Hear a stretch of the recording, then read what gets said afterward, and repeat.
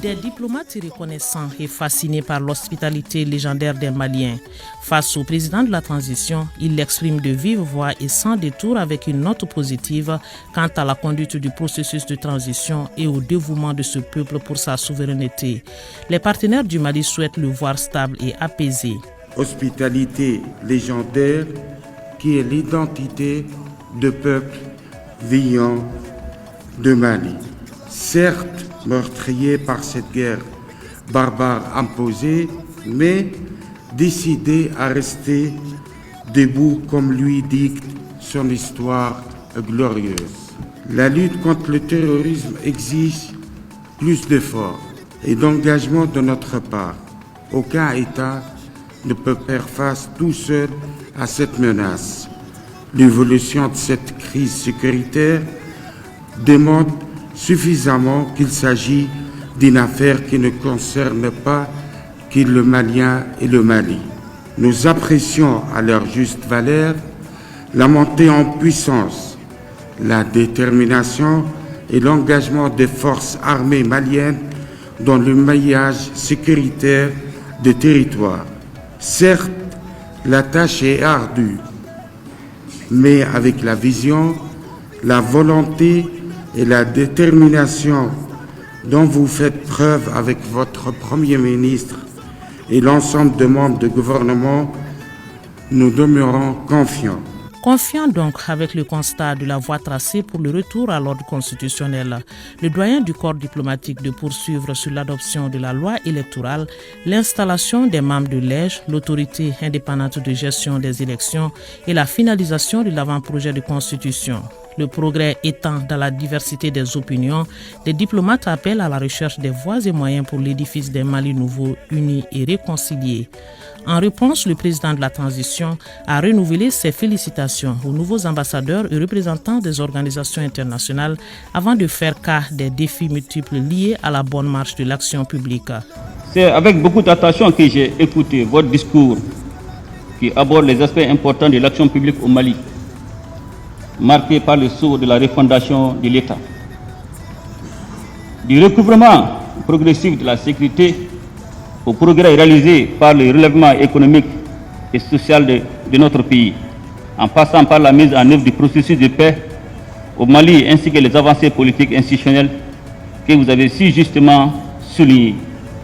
Il reste évident que les défis auxquels les Maliens font face sont multiples et complexes.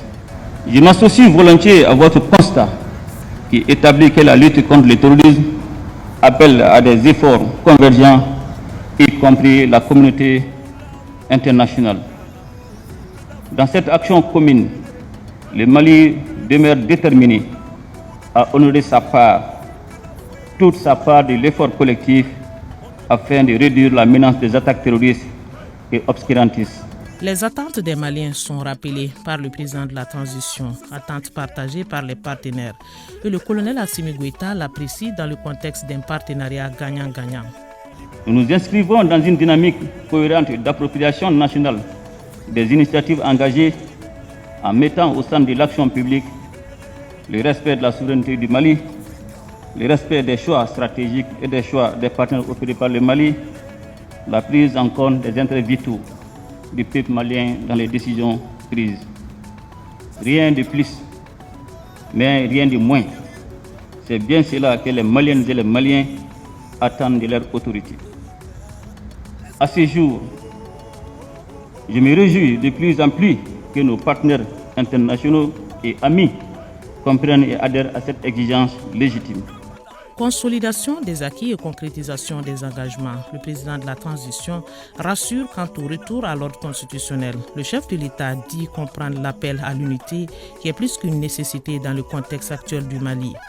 L'année 2023 sera celle de la consolidation des acquis politiques et institutionnels enregistrés durant la précédente.